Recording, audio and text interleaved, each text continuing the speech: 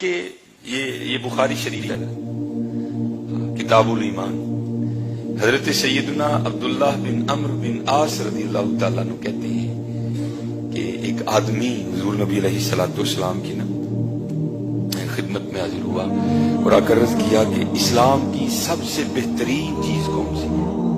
یہ حضور نبی علیہ السلام سے پوچھا گیا ہے، اسلام کی سب سے بہترین چیز کون سی ہے؟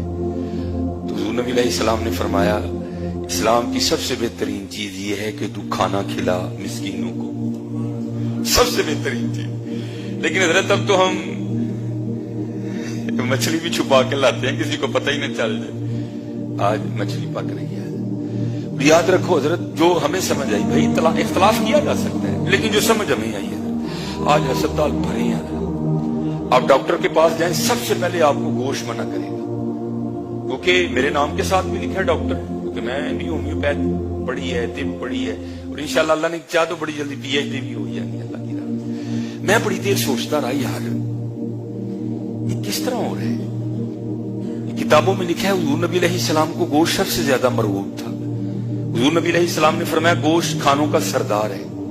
یار جس ڈاکٹر کے پاس جاؤ سب سے پہلے گوشت ہی منع کر رہا ہے، ہمیں ہمارے محبوب کو پسند ڈاکٹر منع کر رہے ہیں، یہ کیا ہو کیا رہا ہے؟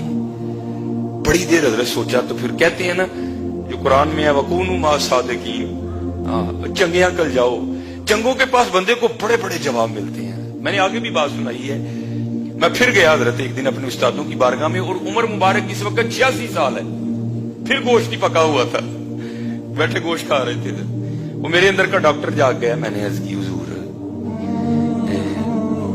گوشت نہ کھایا کرو، عمر بہت زیادہ ہو گئی ہے، کوئی نقصان ہو جائے گا۔ تھوڑا غصے میں آ کر کہتے ہیں کیا نقصان ہوگا؟ حضور کہہ رہے ہیں مجھے پسند ہے، تو جو حضور کو پسند ہے وہ کس طرح نقصان کرتا ہے؟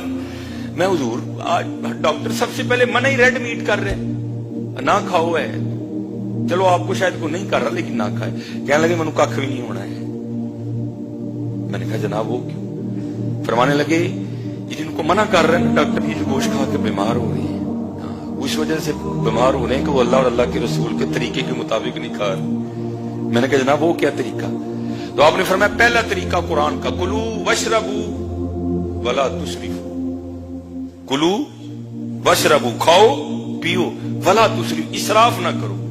آپ فرمانے لگے میں نے کبھی بھی پیٹ بھر کے نہیں کھایا، پہلی بات یہ، اور دوسری بات نبی علیہ السلام نے فرمایا کلیاں نہ کھاؤ، میں کبھی کلیاں بھی نہیں کھاتا۔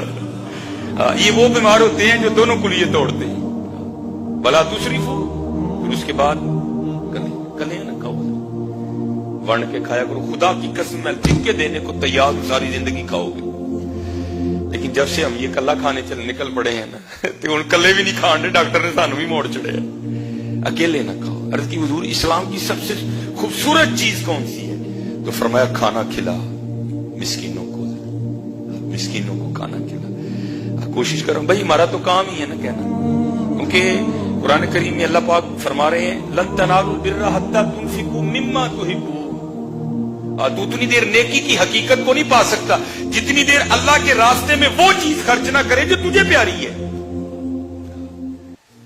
کبھی بھیجیے کسی ماڑے گھر مچھی، ہم بھی کھان دے دیں، چلو بٹ ڈاکٹر موڑا نہیں آلا سانو۔